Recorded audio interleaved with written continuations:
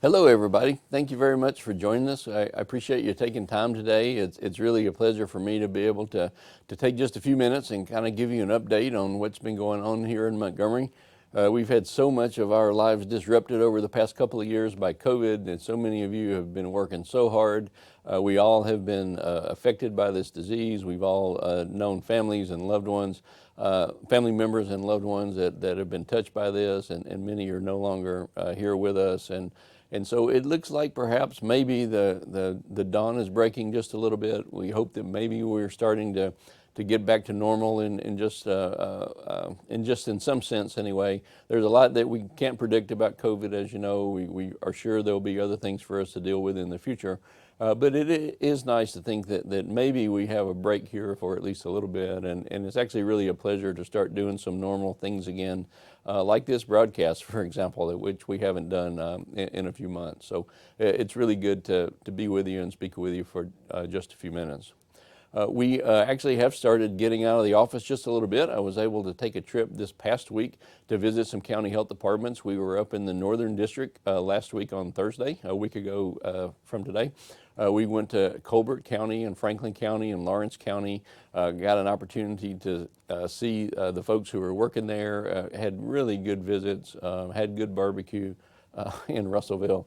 But it was really nice just to be able to see people face to face again. We're all so used now to being on these Zoom calls and talking on the phone, but not really meeting in person.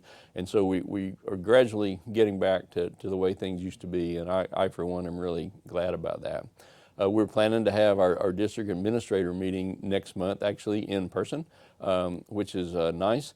Our State Committee of Public Health, the board that governs us, actually had a meeting today in person, and we held it in Prattville at the laboratory campus. So we had a very nice meeting this morning at the annex at the training center, and then we were able to take the state committee just right down the road there to the new laboratory facility. And Dr. Massengale and Dr. Williams were able to give a tour for all the state committee members, and it really was just terrific. It was a great event. I think everybody had a lot of fun doing that, and it was just fun, again, to sort of be out doing some things in person.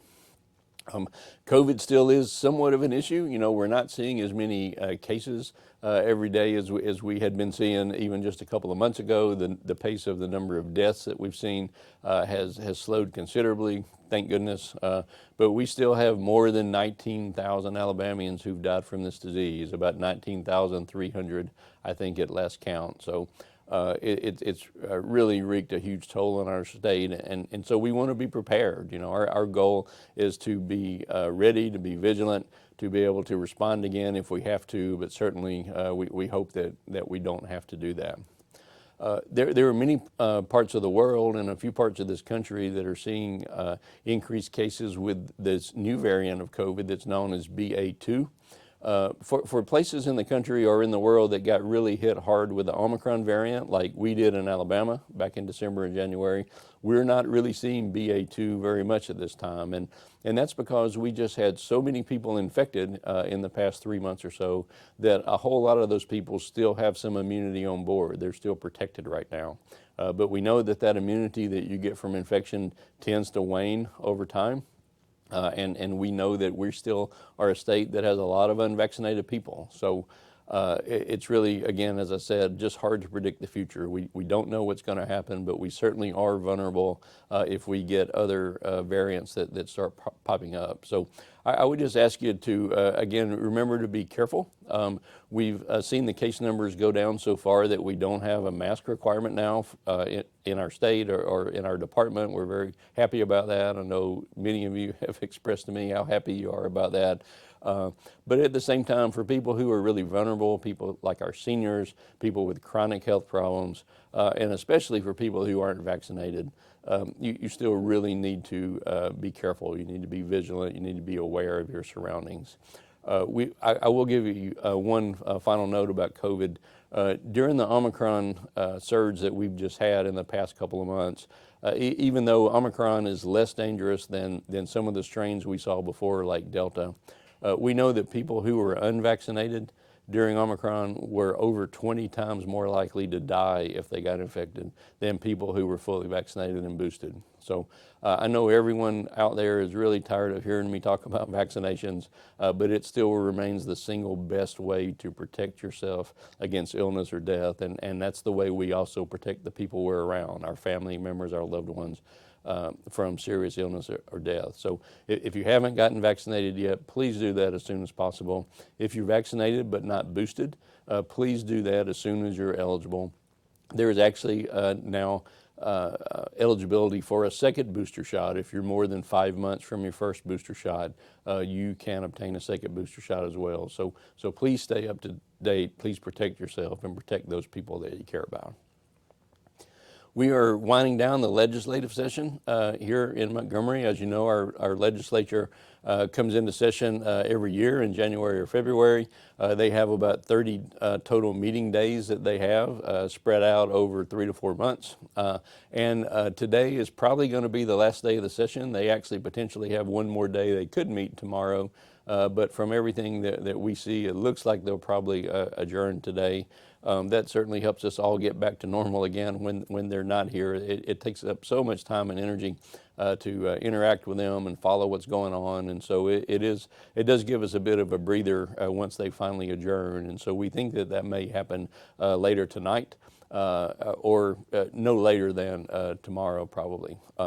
There are a lot of things going on there. One that everyone will be glad to know is that there has been a 4% pay raise for all state employees. That was passed by the legislature and has already been signed into law by the governor. So congratulations to you. We certainly know that all of our state employees need that and deserve that. And we are glad you're getting that. We wish it could be more, but that'll be coming very soon. And we certainly appreciate the legislature and the governor making that possible for all of our state employees. We have a few bills that we've been tracking and working with here in public health. Probably the one that's most important to us has to do with lead levels in homes. As you know, lead poisoning is still a significant issue, especially for poorer kids, most often African American kids in our state. We have thousands of kids every year with elevated lead levels.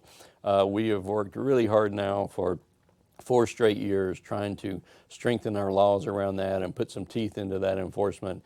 We haven't had any luck so far. There's a chance, a remote chance, that we could be successful in that today on what's probably the last day of the session, but just don't know for sure. But we will continue to work on that. We're continuing to try to do our very best to protect our most vulnerable citizens in Alabama, and that includes our children who can be put at risk so much. I had a couple of people that I wanted to mention to you. One is that I had an opportunity a couple of weeks ago to present someone with a 50-year service pin. That was Evelyn Jackson in the Bureau of Vital Statistics. She actually started working for us in 1972 and has 50 years of service. It was very nice to join her and the folks in Vital Stats, and her daughter was there as well, who I got to meet. It was really a fun time, and Evelyn continues to work there. So I hope if you have an opportunity to see her that you'll congratulate her on that. We don't get a lot of chances to pass out 50-year service pins. I'm pretty sure I'm never going to get one of those myself. I also wanted to mention that Dr. Mary McIntyre, our Chief Medical Officer, is going to be retiring at the end of the month. I think most of you know that. She announced that a few months ago. And we had her today on our calls with our district administrators and our statewide staff meeting this morning because those will be the last time that she'll be joining those calls with us. We just want to congratulate Dr. McIntyre for such a great career in public health. She has many years of public health service even before she came to work here at ADPH, but she's retiring as a 25-year employee. We really congratulate her and wish her the best. I know that she's got a lot of great things planned, and I'm sure we will continue to see her and work with her. We're certainly going to miss her, but if you get an opportunity to congratulate Dr. McIntyre, please do that in the next few weeks. She'll be retiring at the end of April. Starting on May 1st, The Chief Medical Officer role is going to be filled by Dr. Karen Landers. We made that announcement a few weeks ago, and you may have heard that already, but we're very excited that Dr. Landers is going to be coming to Montgomery to assume that responsibility. The CMO role is a really, really big role. It's a really difficult and challenging role that covers many aspects of the department, and we know Dr. Landers is going to do a great job. So we look forward to welcoming her here, and she'll be joining us full-time here in Montgomery to do that. I believe that's all the items that I had to talk to you about today. I think we covered most of the topics and most of the things that are going on. I don't know if we have any questions that were submitted. I don't believe we have. In the absence of that, I just want to take one last second to thank you all for what you do. I appreciate so much all of our staff, all of our employees, everyone who works here in public health has really been a hero throughout the last 2 years in general. But we know that there are many, many more opportunities coming, COVID or not, for us to continue serving our communities, to continue showing compassion and care to our fellow Alabamians. And I just appreciate you all so much. Please accept my thanks from the bottom of my heart for everything that you do. Thanks very much for joining us, and I look forward to talking to you again soon.